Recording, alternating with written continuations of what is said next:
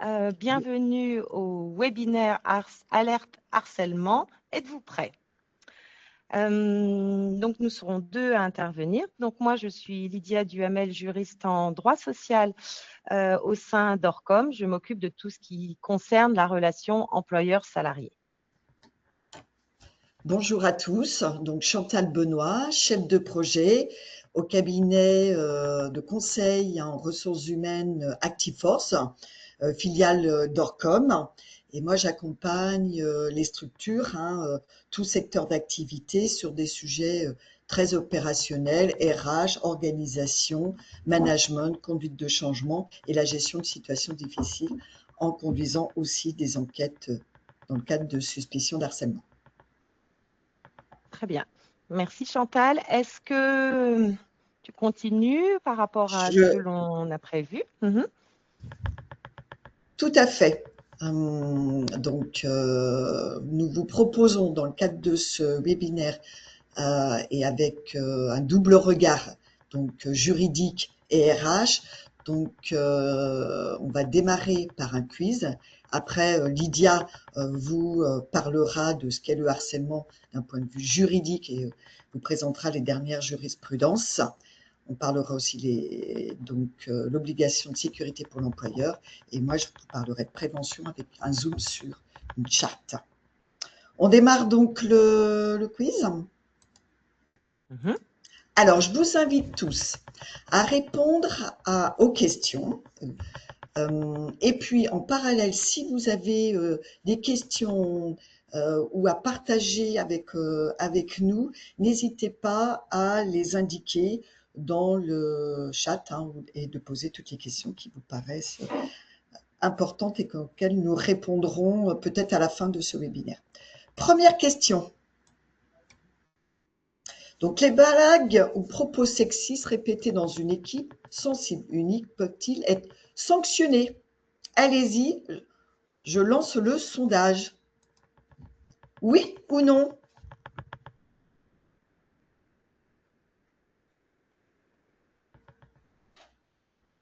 Ah, vous êtes nombreux à répondre oui. Allez, encore 3 secondes. Je propose de terminer et de partager les résultats. Alors, Lydia. Oui. Les résultats disent quoi? Les résultats disent que 91% répondent que oui, les blagues ou propos sexistes répétés peuvent être sanctionnés. Oui, alors c'est très important. Effectivement, juste pour vous dire que c'est la notion de harcèlement sexuel ou moral, ambiant ou environnemental, c'est-à-dire sans qu'on ait quelqu'un de ciblé dans l'entreprise, dès lors que c'est des blagues diffuses, ça peut être considéré comme du harcèlement. Donc là, il y a des arrêts de cour d'appel là de 2024 qui montraient que dans un open space, il y avait une femme qui travaillait dans un open space. C'était entouré donc de salariés masculins qui avaient des propos graveleux et qui avaient diffusé des emails avec des femmes, on va dire, dénudées, et qu'à un moment donné, elle a été choquée et qu'elle était dans un mal-être au niveau du travail. Donc, effectivement, sans être pleinement ciblé, ça peut rentrer dans du harcèlement. On peut passer au deuxième. Deuxième question. L'employeur peut-il être condamné même s'il n'est pas l'auteur des faits? Je vous laisse y répondre.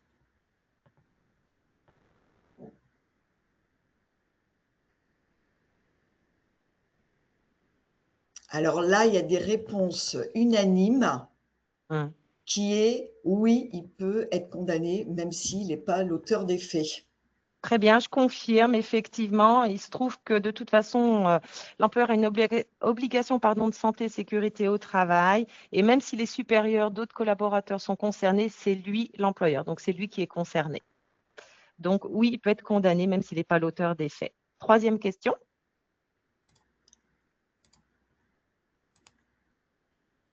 Alors, peut-on caractériser un harcèlement sans arrêt maladie ni preuve médicale? Ça, c'est quelque chose de nouveau, hein, je crois, Lydia. Oui, Tu nous en tout à diras fait. plus tout à l'heure. Oui.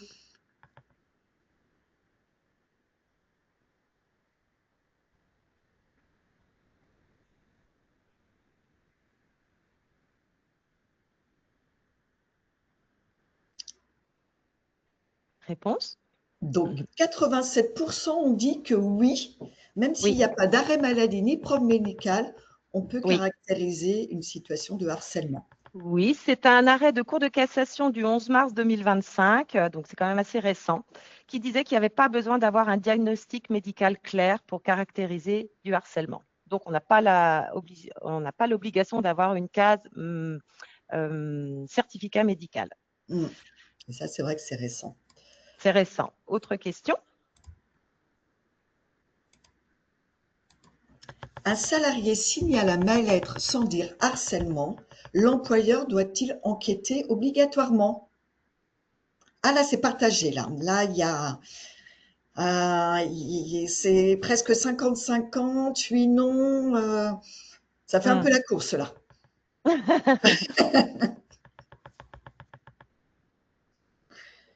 Bon, alors Alors, eh ben, c'est je vraiment réponds. 50-50. Là, on Ah va oui, avoir alors ton point de vue, très Lydia. intéressant. Mais là, c'est très intéressant parce que en fait, on va dire que de manière générale, il faut une enquête. Voilà, il faut une enquête parce que c'est l'employeur qui doit apporter l'ensemble des éléments, aller voir l'ensemble des collaborateurs et savoir un petit peu ce qui s'est passé pour pouvoir apporter des faits. En revanche, ce qui s'est passé dans un dernier arrêt qui est très très récent, l'arrêt du 14 janvier 2026, donc qui est vraiment très récent, dans le cadre du harcèlement, là, c'était un harcèlement sexuel. S'il existe des preuves suffisamment marquantes pour prouver qu'il y a harcèlement sexuel, il n'y a pas besoin de faire une enquête. Et dans notre cas de figure, c'était l'exhibition sexuelle et des embrassades forcées. Donc là, on n'avait pas besoin de faire une enquête. Donc, il a pu être donc condamné pour harcèlement sexuel. Voilà. Et puis, la dernière question du quiz. Alors, j'ai une personne qui dit ne pas nous entendre. Ah, N'hésitez pas à nous préciser s'il y a des soucis de son ou est-ce que c'est juste une personne. Je vous propose, donc nous vous proposons la dernière question.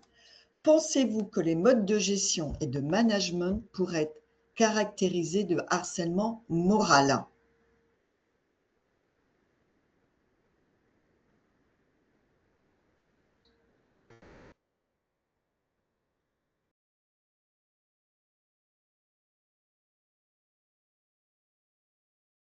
réponse?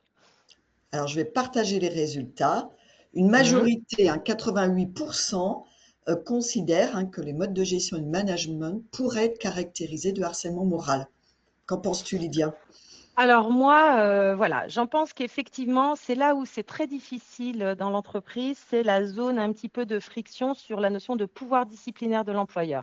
Jusqu'où l'employeur a son pouvoir, pardon, pas disciplinaire, de direction, pardon, et son pouvoir de direction, c'est comment il organise ses méthodes de gestion, à quel moment ça dérape et éventuellement on rentre dans du harcèlement donc moral.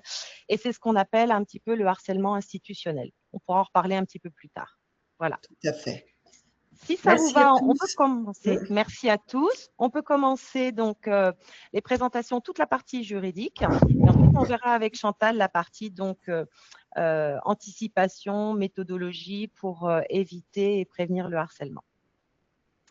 Alors, donc, il faut, en droit du travail, il faut des définitions. Donc, sur le Mm. harcèlement moral, vous avez le Code du travail qui dispose d'un article qui dit qu'aucun salarié ne doit subir les agissements répétés de harcèlement moral qui ont pour objet ou pour effet une dégradation de ses conditions de travail susceptibles de porter atteinte à ses droits, dignité, altérer sa santé physique, mentale, compromettre son avenir professionnel.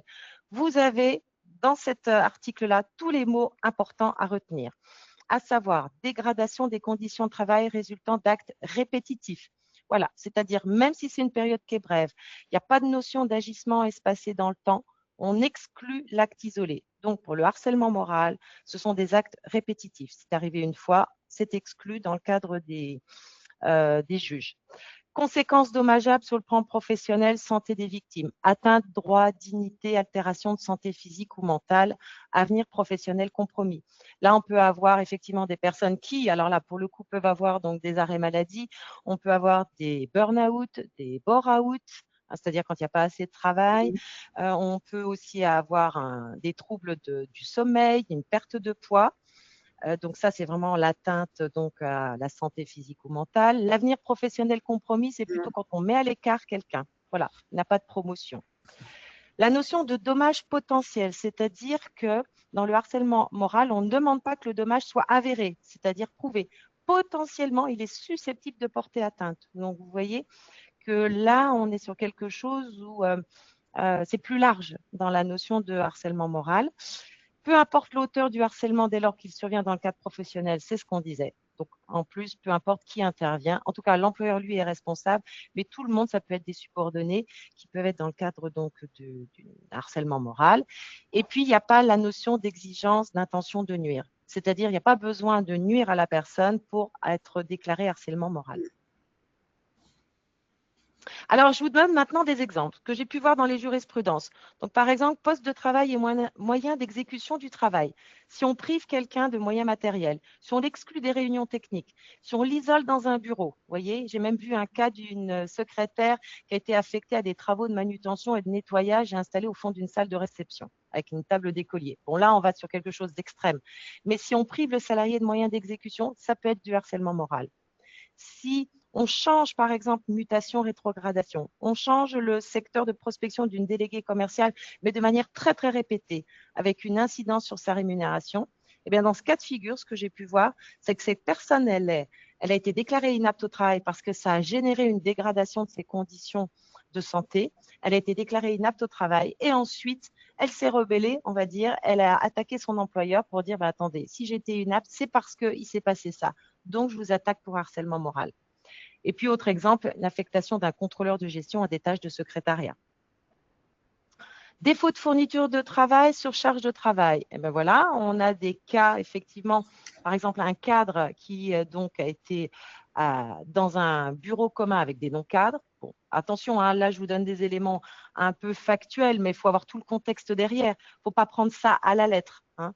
Mais cependant, il y a eu des cas d'harcèlement moral par rapport à cette situation-là. Ne pas convoquer à des commissions techniques, diminuer progressivement ses responsabilités, ça peut faire partie du harcèlement moral. Accroître ses tâches, multiplier des réunions, des courriels d'ordre et de contre-ordre. Alors là, ça peut être aussi la notion de harcèlement institutionnel, vous voyez, sur les modalités de gestion des courriels d'ordre, de contre-ordre, dégradation des conditions de travail matérielles et psychologiques. Ce qui est important dans la notion de reproche, ce que j'ai pu voir, c'est des messages électroniques agressifs et la typologie utilisée. Donc, effectivement, soyons vigilants par rapport aux échanges que l'on peut avoir avec les collaborateurs, les employeurs, l'ensemble du personnel. Il faut éviter de souligner, mettre des majuscules du style gras, faire une abondance de points de suspension. Ça peut effectivement être considéré comme des reproches, ça peut altérer les conditions de travail de la personne. D'autres exemples, par exemple, des sanctions disciplinaires et des observations qui ont été répétées, sévères, et pour l'une d'entre elles étaient injustifiées, des propos excessifs et pression quotidienne. Alors là, dans ce cas de figure, dans cette jurisprudence, sur 5 semaines, la personne donc avait reçu 4 avertissements, dont une qui n'était pas du tout justifiée puisqu'elle l'a fait contester. Elle a été convoquée à un entretien préalable de licenciement. Et il se trouve qu'à ce moment-là, la personne, elle était plutôt vulnérable par rapport à un traitement antidépresseur. Donc ça, c'est quelque chose de très perso, suite à la perte de son enfant, de sa femme et de son enfant. Donc, comment réagir en tant qu'employeur quand on a une situation d'un salarié qui peut avoir déjà des problèmes personnels? C'est toute la difficulté. C'est est-ce qu'on doit adapter son mode de gestion aussi et faire attention à ça pour éviter d'être caricaturé donc du harcèlement, attaqué par harcèlement moral, ou alors prouver que finalement tous ces problèmes-là de la personne, elles viennent de son problème perso et ça a un effet sur son travail. Et vous voyez, là, dans ce cas de figure, c'était quand même important. Menace pression, par exemple, des pressions pour conduire un salarié à démissionner.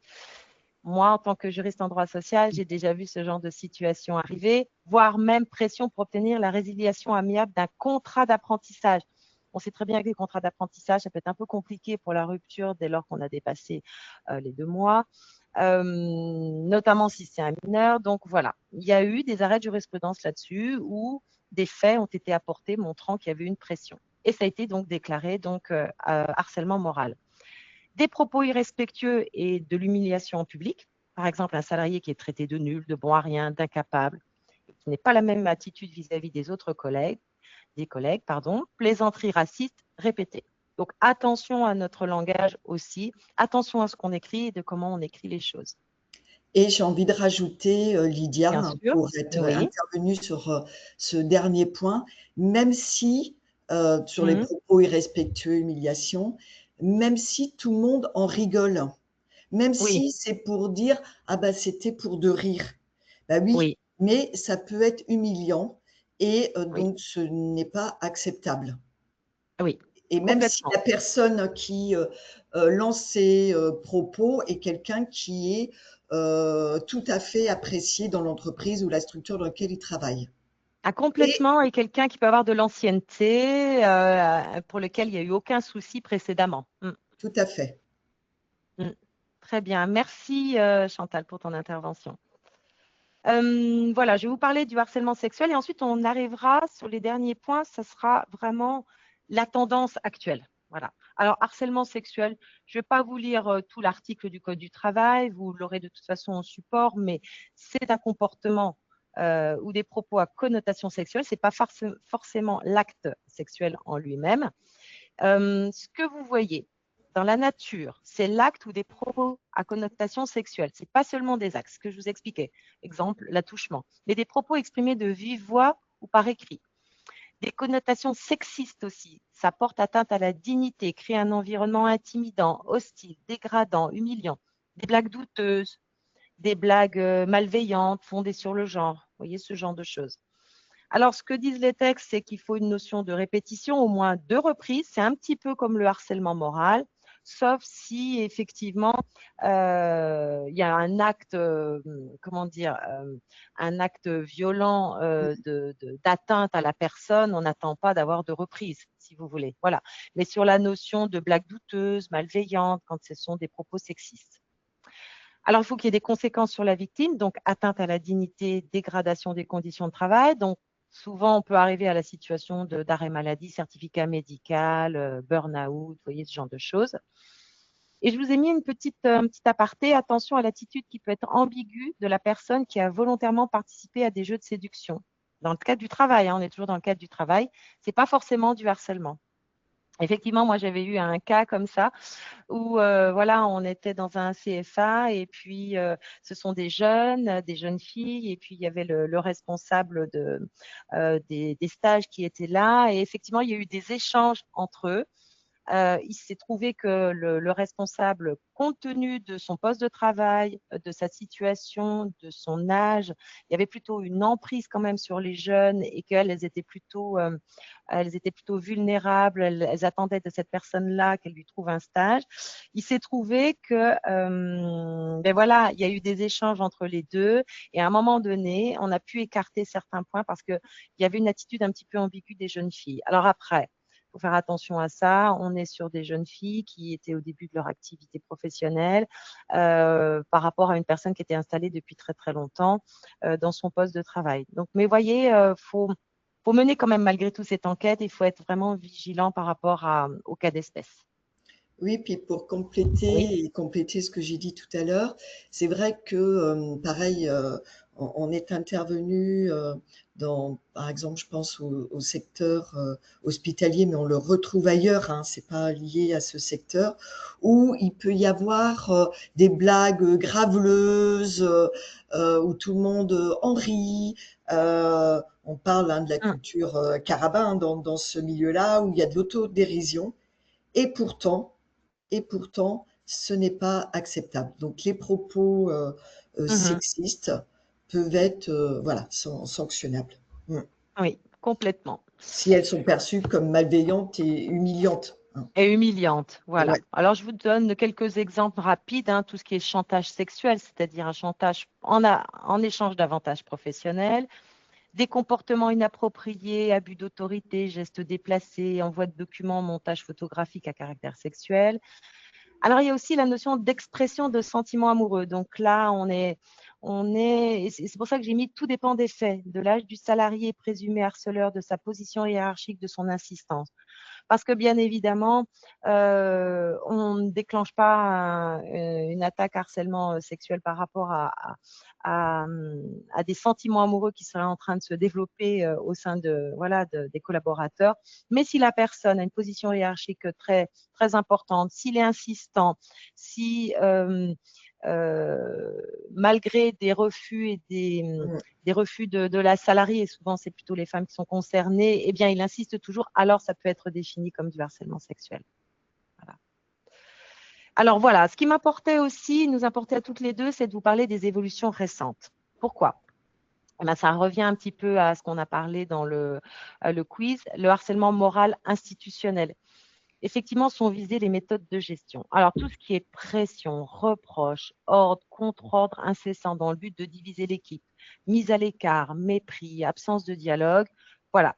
Si ces modes de gestion arrivent à cette situation-là, alors effectivement, on est dans la notion de harcèlement moral institutionnel, c'est-à-dire il n'y a pas une personne qui est forcément visée et l'intégralité des personnes qui sont visées, mais il ne faut surtout pas confondre avec l'exercice du pouvoir disciplinaire de l'employeur. Parce que l'employeur qui constate que le travail de son salarié n'est pas bien fait pour X raisons, qui ne respecte pas son poste de travail, lui a un vrai pouvoir disciplinaire et c'est lui qui choisit effectivement ses sanctions. Et pour autant, ce n'est pas forcément connoté harcèlement moral institutionnel. Parfois, la limite, elle peut être un peu tenue, mais ce n'est pas forcément connoté harcèlement moral institutionnel. L'exemple qu'on a là, c'est dans le cadre de la politique générale de l'entreprise, la sphère France Télécom. Je ne sais pas si vous aviez ça en tête, mais depuis les années 2000, il y avait une suppression de 22 000 postes suite à une privatisation et mobilité forcée de 10 000 agents sur 120 000 salariés. Donc, c'était énorme. Ça a entraîné du stress et des suicides. Et France Télécom a été condamnée pour harcèlement moral institutionnel. Mm. Vous voulez rajouter Et quelque chose? oui, je Oui. voulais rajouter, c'est vrai que ce que je vois apparaître aujourd'hui, et c'est important d'accompagner les managers et voir les équipes, c'est qu'il peut y avoir aujourd'hui une crainte à dire les choses, en tout cas de la part des managers, à recadrer, peur d'être qu'on dise c'est du harcèlement, parce que le terme peut être employé Hum, à toutes les sauces. Et il faut savoir que quand on est dans le laisser-faire, ou qu'on évite des sujets difficiles, hum, eh bien, c'est pas protéger aussi ces équipes. Et le risque, c'est que on voit apparaître des dysfonctionnements. Donc, c'est important ce que tu dis, Lydia. Il faut pas confondre hum. harcèlement et l'exercice de pouvoir Normal. Mhm. disciplinaire, voilà, d'un employeur qui est de fixer des objectifs, qui est de contrôler le travail, qui est de dire les choses, de recadrer et sanctionner si besoin. C'est quand c'est incohérent ou disproportionné où là, ça devient problématique. Oui, complètement, complètement. Donc voilà, faut être vigilant de tout ça. Et puis ce qui monte aussi, c'est le harcèlement sexuel ambiant ou environnemental. Voilà, on en a parlé dans le quiz. Ouais. Propos ou comportements sexistes, sexualisés, tenus devant plusieurs personnes qui peuvent être subis individuellement par chacune sans qu'aucune personne ne soit véritablement ciblée. Mm. Voilà, la notion d'un comportement diffus. Donc là, il y avait un arrêt de cours de cours, je sais plus, c'est cours de cassation là de mars 2025 d'un professeur d'université qui devant des étudiants, une quinzaine d'étudiants avaient eu des propos sexistes diffus, qui avaient entraîné des arrêts maladie des jeunes et c'était diffus et c'était pas quelqu'un qui était en particulier touché. Et c'est comme le cas que je vous ai expliqué pour la salariée qui était dans un open space et qui subissait donc des railleries et des envois de mails de ses collègues masculins. C'était diffus dans l'ensemble des salariés. Elle n'était pas elle-même ciblée, mais elle était dans un environnement dégradant. Voilà. Alors, pouvoir disciplinaire, obligation d'agir. Alors, c'est sûr que l'employeur, lui, de toute façon, il n'a pas d'autre choix que de sanctionner si jamais c'est un de ses collaborateurs, de prévenir l'apparition des agissements et de sanctionner. Voilà. Le choix de la sanction, en fait, c'est sa prérogative d'employeur. La faute grave, elle peut même être admise par la Cour de cassation. Et peu importe une ancienneté importante et sans reproche du salarié, et peu importe l'attitude précédente de l'employeur qui aurait peut-être pu tolérer la situation par rapport à un de ses subordonnés, qui est donc l'auteur du harcèlement. Ce qui est important de savoir, c'est la preuve des faits. Donc, toutes les preuves sont recevables, notamment la fameuse enquête interne, qui est largement recommandée, même si non obligatoire de par l'arrêt de janvier 2026. Mais là, je vous rappelle, c'était des embrassades forcées. Il n'y avait plus besoin d'enquête. Il faut savoir aussi que lui, le salarié, de son côté, quand il veut prouver un harcèlement, donc harcèlement sexuel ou moral, il doit présenter au juge des éléments de fait laissant supposer l'existence d'un harcèlement et non plus établir les faits. Donc ça, c'est assez nouveau. Il présente des faits qui laissent supposer qu'il y a un harcèlement. Donc, le harcèlement n'a pas été véritablement donc, confirmé, mais ça laisse supposer. Donc ça, c'est un point très, très important à se noter. Donc, c'est qu'il y a l'écoute quand même du salarié qui est importante. Et l'employeur, lui, doit apporter l'ensemble des preuves matérielles pour prouver qu'il n'était pas dans le harcèlement ou un de ses collaborateurs ne l'était pas. Alors, conséquences pour l'employeur, risque lourd et multiforme. Mais oui, responsabilité civile parce que l'employeur est nécessairement engagé sa responsabilité en cas de fait de harcèlement, même si ce n'est pas lui qui est l'auteur. C'est quoi? C'est un préjudice lié au harcèlement, atteinte à la santé, souffrance morale, atteinte à la carrière. Pour manquement à l'obligation de sécurité, effectivement, il a une obligation de prévenir, de faire cesser et de sanctionner et de remboursement de divers frais médicaux, psychologiques. On peut avoir cette responsabilité-là. Ça peut aller plus loin aussi, licenciement nul. Quand le harcèlement conduit au licenciement, eh bien, par exemple, ce que je vous ai expliqué, l'inaptitude de la personne, elle a été harcelée, elle a été déclarée inapte, elle a été licenciée, sauf qu'elle a attaqué son employeur pour harcèlement, ce qui a généré un licenciement dit nul. Ça n'a rien à voir avec un licenciement sans cause réelle et sérieuse. C'est-à-dire qu'en fait, soit elle réintègre cette personne, l'entreprise, avec paiement des salaires entre le licenciement et la réintégration, soit elle ne réintègre pas, elle a minimum 6 mois de salaire. Donc, j'attire votre attention là-dessus. C'est quelque chose sur le plan juridique qui est très, très important. C'est que dès lors qu'on touche le licenciement nul, on n'est plus du tout dans le barème Macron, qui est le barème qui a été édicté par rapport à l'ancienneté du salarié et à la taille de l'entreprise, où on se dit qu'en cas de litige devant les prud'hommes, il y a un barème qui est déjà prédéfini avec un niveau bas et un niveau haut maximum. Là, on fait sauter le barème. Donc ça, c'est très, très important. La responsabilité pénale, bah oui, on peut aller jusqu'à 2 ans de prison, des amendes, voilà. Et aussi la faute inexcusable de l'employeur. C'est-à-dire qu'en fait, on peut être attaqué, l'employeur peut être attaqué sur le fait qu'il avait ou il aurait dû avoir conscience du danger auquel était soumis le salarié et qu'il n'a pas du tout pris les mesures nécessaires. Alors, qui est concerné, l'employeur ou éventuellement le substitut de l'employeur qui dirige le travail comme le chef de chantier, le contremaître, même si la personne n'a pas la délégation de pouvoir, mais ça reste dans la hiérarchie donc de l'employeur, qui peut évoquer la faute inexcusable des victimes, des ayants droit. J'imagine que pour France Télécom, c'était le cas, des ayants droit. Et les conséquences, c'est majoration d'une rente, réparation de divers préjudices. Donc, ça peut effectivement lui coûter très, très cher. Et puis, en annexe, risque réputationnel et médiatique, l'affaire France Télécom que tout le monde a entendu, ça a un impact sur l'image de marque. Et puis, tout ce qui est désorganisation interne, climat social dégradé, turnover dans l'entreprise. Donc, voilà, sur ma partie qui est purement juridique, voilà ce que j'ai pu vous apporter comme élément. Chantal, je prends la suite. Je prends la suite. Je vois qu'il y a déjà une première question. Je vous propose qu'on y réponde peut-être à la fin de cette présentation. Oui, d'accord.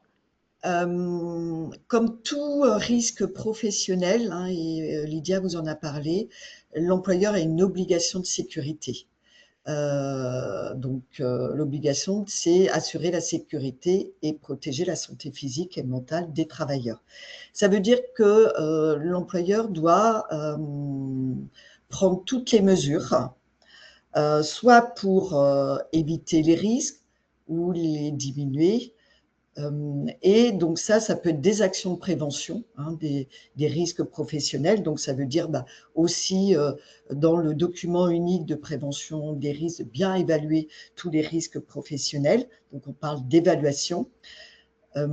C'est aussi des actions d'information et de formation.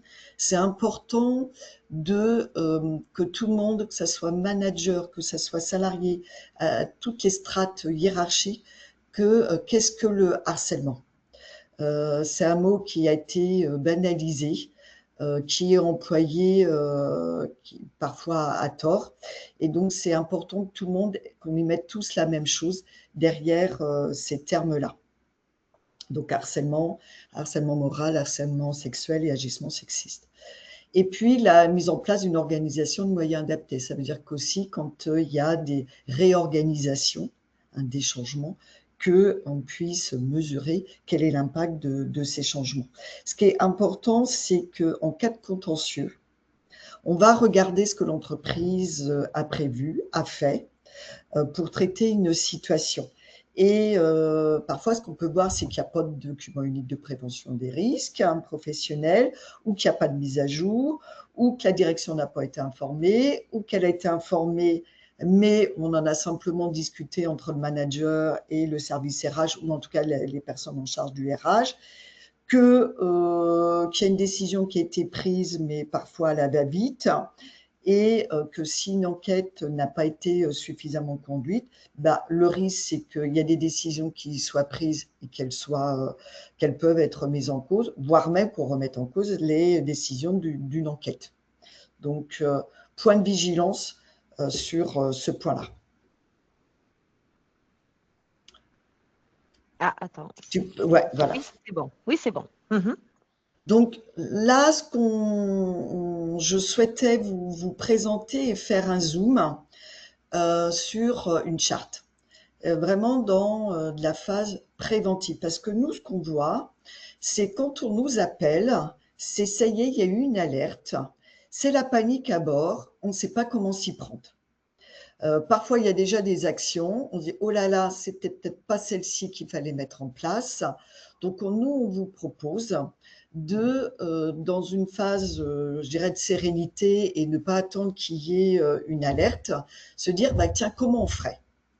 C'est-à-dire que si demain matin, vous avez un signalement, eh bien, qu'est-ce que vous faites? Et c'est important de poser les choses et d'y réfléchir.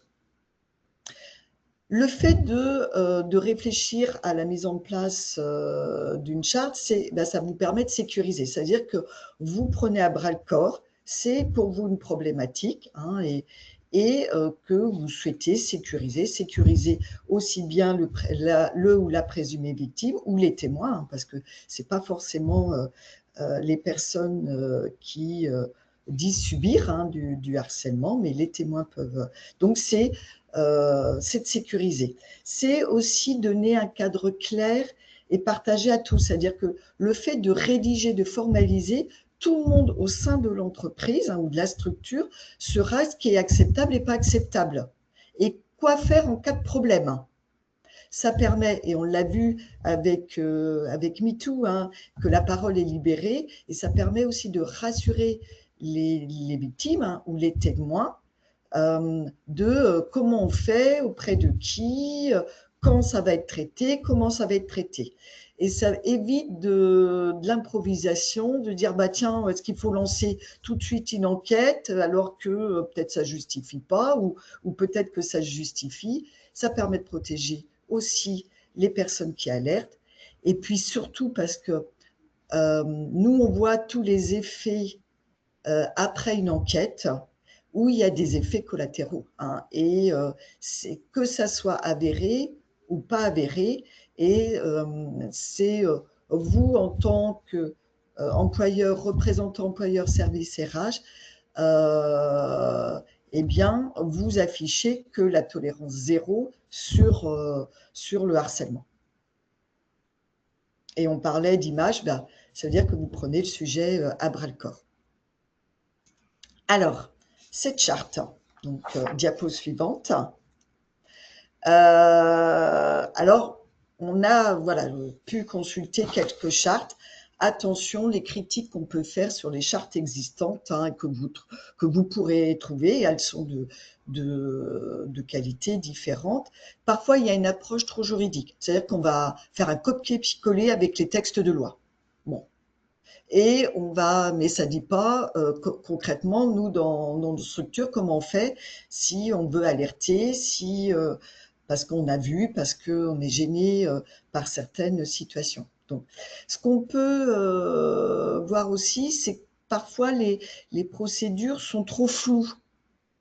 On ne sait pas bah, quels sont les délais, est-ce que ça va être pris en compte, par qui c'est pris en compte, donc trop général, pas suffisamment précise. On ne sait pas ce qui va se passer pour la présumée victime. Et toute la phase d'enquête n'est pas suffisamment sécurisée. C'est-à-dire, est-ce que c'est pas une enquête à charge? Est-ce que les personnes qui conduisent cette enquête, est-ce qu'elles sont neutres et objectives? Et puis, concrètement, qu'est-ce qui va se passer à la fin de cette enquête s'il y a une enquête? Et puis aussi, parfois, il n'y a pas de mention sur la protection, hein, ce qu'on peut retrouver sur les lanceurs d'alerte, et donc les protéger en cas contre les représailles. Donc la charte, c'est dire l'engagement de l'entreprise. Donc je vais vous donner quelques conseils sur la formalisation d'une charte. Alors déjà, les différents points que je vous conseille de mettre dans une charte, qui peut être déjà pourquoi cette charte. Il faut se mettre à la place de présumé victime ou d'un témoin et de dire, eh ben, si le salarié lit ça, ou tout salarié, ben, comment je fais? Donc, vers qui je vais me tourner? Et je reprendrai chaque point. Comment je procède pour alerter? Parce que si c'est, ça peut être un référent, mais peut-être qu'il peut être mis en cause, ou mon manager ou un collègue. Donc, comment concrètement je procède? Je vous parlerai des référents, les délais, que ce soit pour accuser réception d'une alerte, pour lancer donc une vérification qui peut être en 2 temps. On ne lance pas tout de suite une enquête, hein, on ne lance pas tout de suite l'artillerie lourde. Quel canal je vais utiliser pour alerter, comment je vais traiter ces alertes. Qu'est-ce qui se passe si la présumée victime ne veut pas aller plus loin? La durée de l'enquête, parce que vous savez que vous avez un délai de sanction si, quand vous êtes informé. Comment je restitue les résultats, auprès de qui, et quelles sont les actions, et puis aussi des actions de prévention. Donc, je vais reprendre point par point.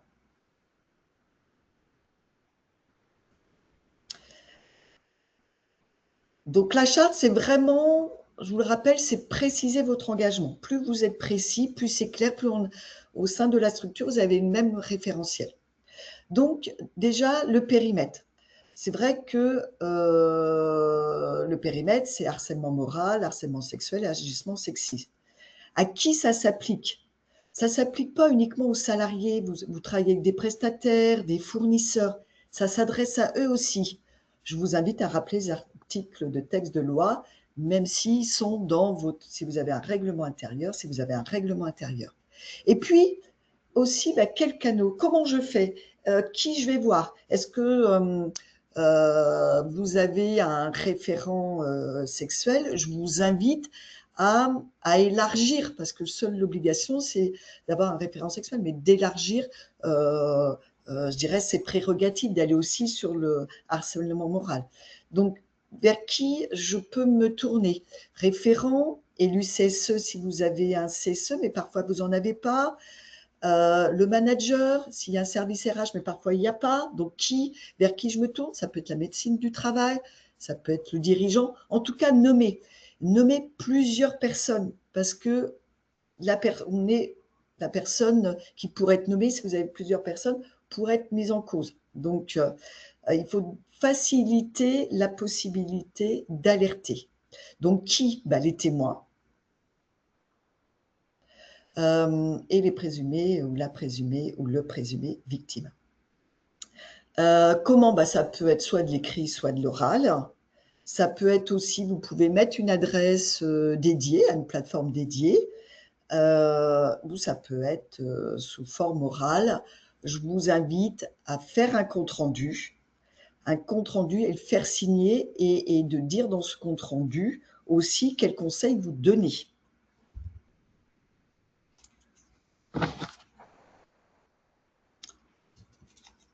Donc les référents, on vous conseille aussi d'en avoir plusieurs, pour les raisons que je vous ai données au départ, et puis de réfléchir si vous êtes multi-site, multi-entité, comment désigner ces référents.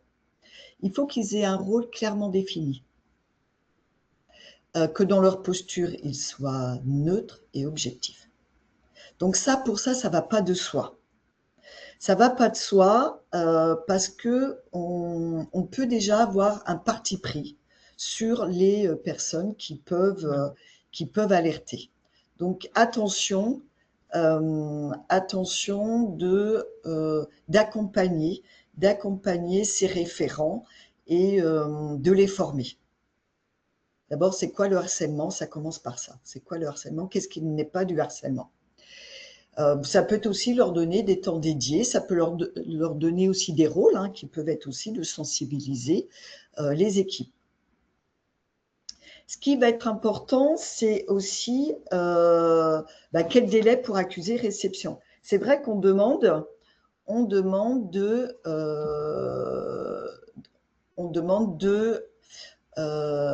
réagir dans les meilleurs délais. Mais qu'est-ce que ça signifie? Et donc, c'est vrai que quand on dit accusé de réception, ça veut dire que vous avez une alerte.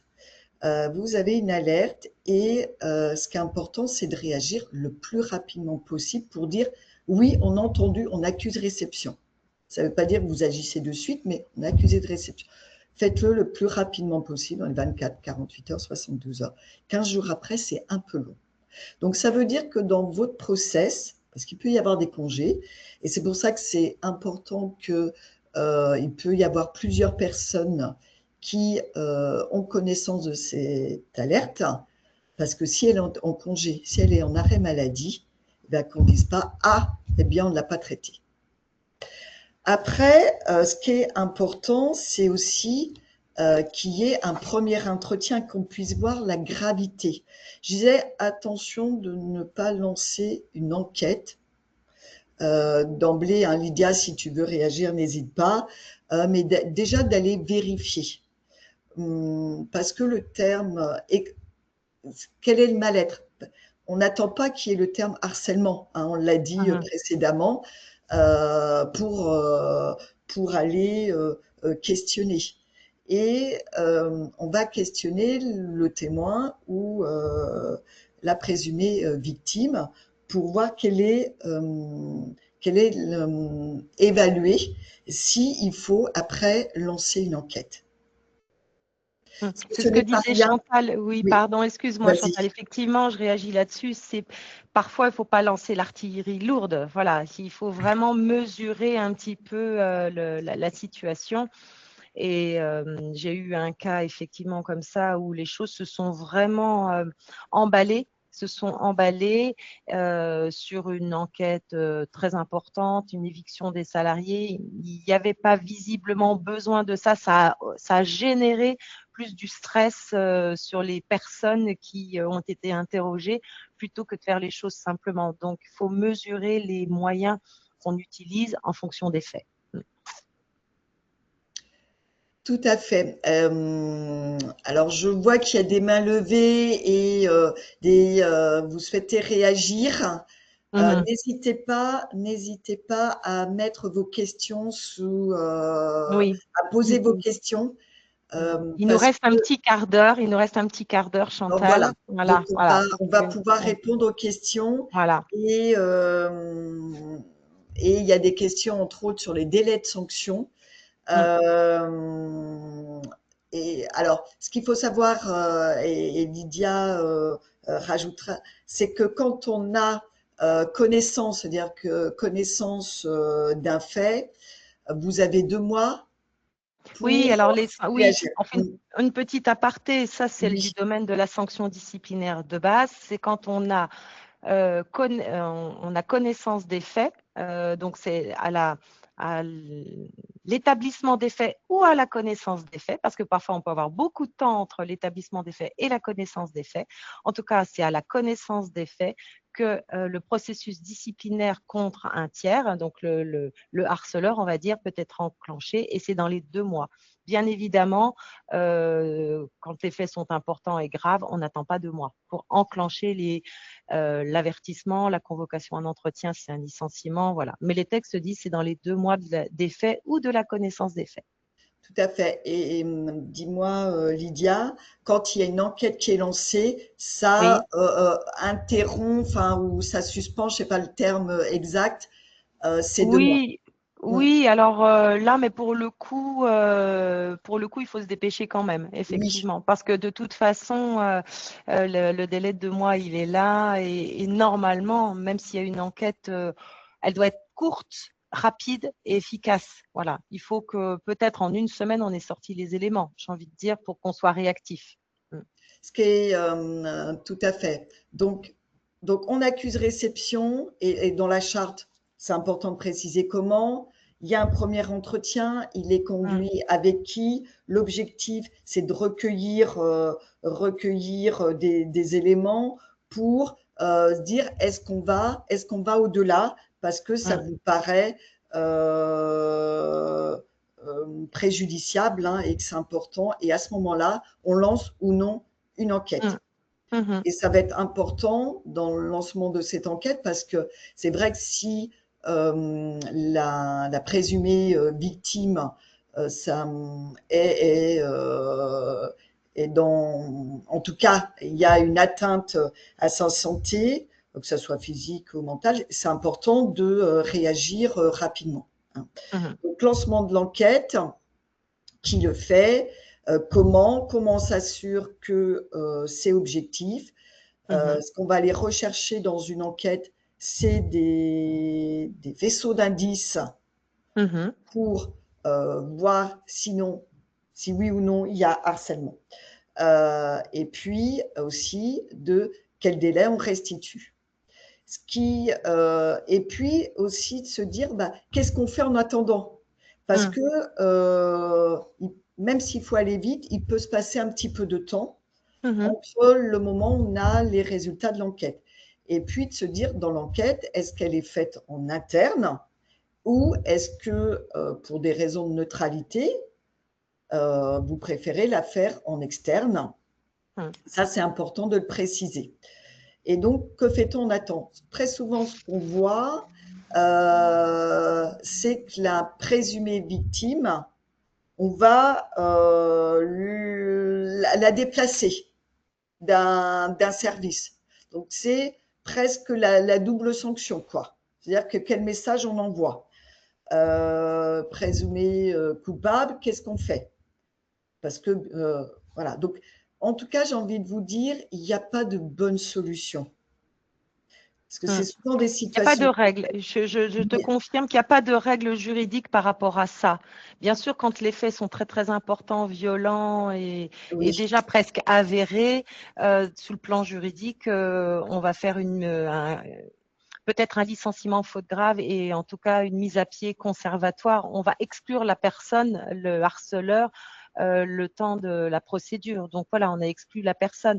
Mais il n'y a pas de bonne solution et de décision. On va avoir des arrêts maladie, le temps de l'enquête, on va peut-être avoir des personnes qui vont prendre des congés, on va effectivement peut-être isoler les personnes le temps de l'enquête s'il y a besoin d'enquête pour éviter le contact ou des choses comme ça. mmh.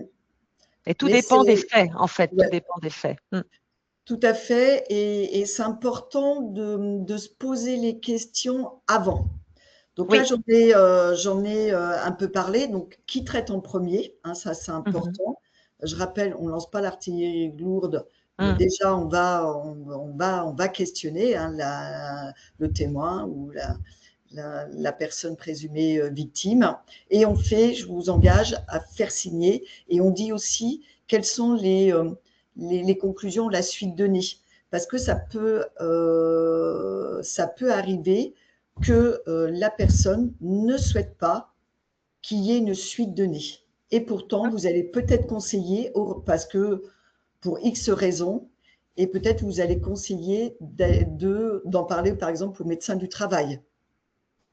Donc, vous allez donner des conseils. Donc, je vous invite en tout cas, à faire un compte-rendu et à faire signer, parce que nous, on a vu, hein, parfois, c'est bah non, j'ai pas dit ça au référent, ou j'ai pas dit ça. Bah oui, mais donc c'est parole contre parole. Mm. Donc, je vous invite, si la personne ne veut pas qu'il y ait une suite, que ça soit transmis à la direction, et qu'il y ait une enquête, en tout cas, faites un compte rendu, signez et faites signer, et signez aussi, et donnez, et dites bien la suite qui va être donnée. S'il y a une enquête, ce qui est important, une enquête interne, pardon, peut-être la diapo précédente, Lydia, voir s'il y a des éléments, qu'il y ait une composition équilibrée, hein, s'il y a une direction, représentant du personnel, donc attention, hein, qu'il n'y ait pas qu'on ne dise pas il y a un parti pris. Le rôle de chacun. Ça ne va pas de soi de conduire des enquêtes et d'aller chercher des faits ou des faisceaux de preuves. Ce qui va être important aussi, c'est les règles de confidentialité, combien de temps va durer l'enquête, et si vous avez un CSE, ça peut être important d'en discuter avec le CSE sur comment on va organiser cette enquête. Les personnes qu'on va auditionner, les victimes, les témoins, directs, indirects, les personnes mises en cause, le manager, les anciens collègues, on vous invite à respecter un ordre, en commençant par la présumée victime.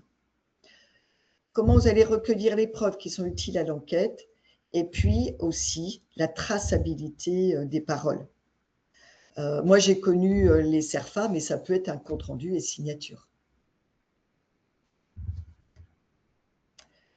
Se poser la question aussi dans la charte, hein, pour la formalisation de la charte, bien, à qui je restitue les conclusions, présumé victime, présumé, je voyais une coquille, présumé coupable,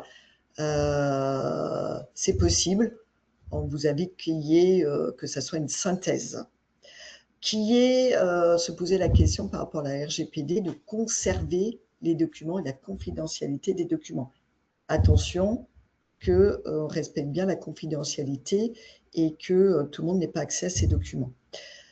Après, il y a une synthèse, il y a une conclusion, et il y aura des actions à conduire. Si le harcèlement est avéré, quel que soit le harcèlement, il y aura une sanction qui doit être prise, et bien sûr, elle doit être proportionnelle aux faits, elle doit être effective, et elle doit surtout être dissuasif. Et puis nous, on vous invite à aussi informer l'équipe du résultat de l'enquête. Il n'y a pas à tout dire, mais ça montre que vous avez pris aussi la mesure de la situation et la gravité de la situation, parce que dans ces moments-là, il y a toujours des films qui se font, des ragots, des rumeurs, et que vous ne maîtrisez pas, et qui font beaucoup de dégâts. S'il n'y a pas de harcèlement, mais des erreurs ou des fautes, bon, vous pouvez aussi, vous allez prendre des mesures d'accompagnement pour que ça ne se reproduise pas. pour accompagner la personne qui peut-être ne mesurait pas l'impact de ses propos ou de ses gestes. Donc, il faut accompagner, il faut aussi accompagner l'équipe et on vous invite aussi à informer l'équipe des résultats de l'enquête. Parce que s'il n'y a pas harcèlement, c'est important aussi de dire qu'il n'y a pas harcèlement. Parce que nous, ce qu'on voit, c'est que les personnes qui sont accusées peuvent s'isoler, peuvent être mis au banc de la société. Et donc, c'est important aussi de recréer un climat de travail plus serein. S'il y a absence de harcèlement, de faute ou d'erreur, c'est important et voilà, nous sommes sollicités pour accompagner.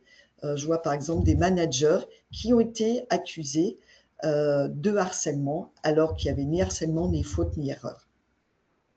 Et qui ont perdu confiance et qui n'osent plus jouer leur rôle de manager. Pareil, on informe l'équipe. Et s'il n'y a pas harcèlement, mais qu'il y avait une volonté de nuire de la personne, eh bien, il faut accompagner aussi la personne qui a été mise en cause à tort. Et puis, bien sûr, conduire une sanction disciplinaire par rapport à la personne qui a eu la volonté de nuire. Et puis, bien sûr, des actions de prévention. Voilà.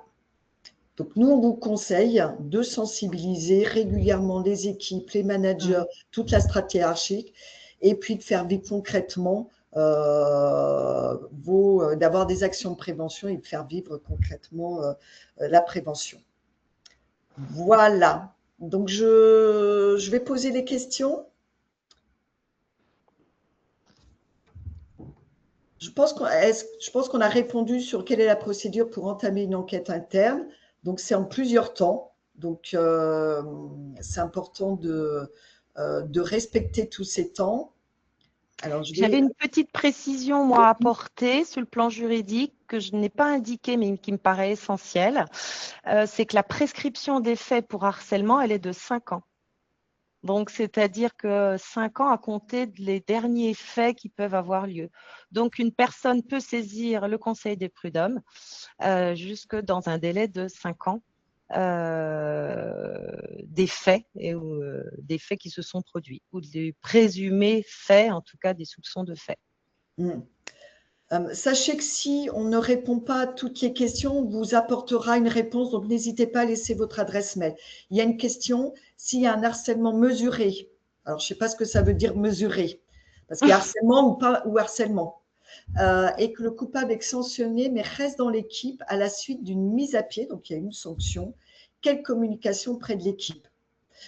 Moi j'ai envie de dire, avant tout de dire dans l'équipe que il y a des comportements qui ne sont pas acceptables et qui sont sanctionnés et qu'il y a une sanction. Je ne sais pas, toi, Lydia, ce que tu aurais envie de dire par rapport à ça? Mais oui, je pense. Alors après, c'est très difficile quoi, dans la communication avec l'équipe. C'est vrai que c'est important. Si, de toute façon, les faits sont connus par tout le monde, voilà, c'est de savoir s'il y a une communication au niveau des faits de l'ensemble de l'équipe. S'il y a une sanction qui a été mise en place, normalement, la sanction, elle est censée être confidentielle par rapport aux salariés et par rapport au reste de l'équipe. Après, la communication qui pourrait être donnée, c'est de dire que je pense que on a l'équipe, en tout cas l'employeur, de dire on a entendu, on a compris, on a vu, on a entendu, on a compris, on a mis en place des mesures de sanctions et on a décidé de renforcer nos mesures de prévention. C'est un petit peu, de toute façon, ce que l'on demande à un employeur, c'est la prévention, le maximum de prévention, donc mise en place des outils. Ensuite, il se passe quelque chose, être réactif et ensuite sanctionner. Voilà, les 3 étapes un petit peu nécessaires pour un employeur. La restitution écrite des résultats de l'enquête à la victime et au coupable, au présumé coupable ou au coupable, est-elle obligatoire ou un retour oral est-il suffisant? Il n'y a pas d'obligation juridique par rapport à tout ça. On sait qu'au niveau juridique, et ce qu'a rappelé Chantal, ce qui est important, c'est toujours d'avoir des traces et des preuves. Donc voilà. Donc, comment faire pour avoir une trace orale? C'est compliqué. Donc, c'est bien d'avoir une restitution écrite. Voilà. Moi, je dirais que c'est vrai qu'il n'y a pas d'obligation. Une restitution orale peut suffire. C'est vrai qu'en cas de contentieux, les éléments d'enquête seront utilisés. Exactement.